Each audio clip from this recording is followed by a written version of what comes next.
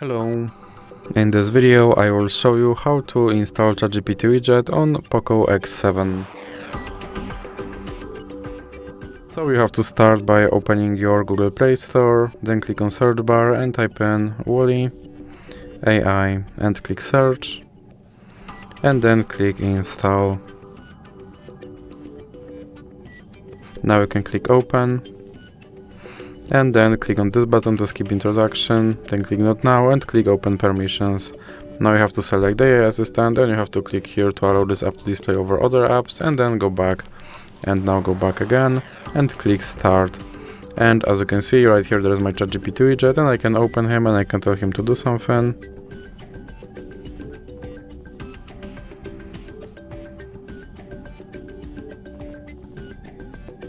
And as you can see, he responded. And if you want to remove him from your screen, simply drag him into the X icon in the middle. So that's it for this video. If you liked it, please remember to leave a like and subscribe.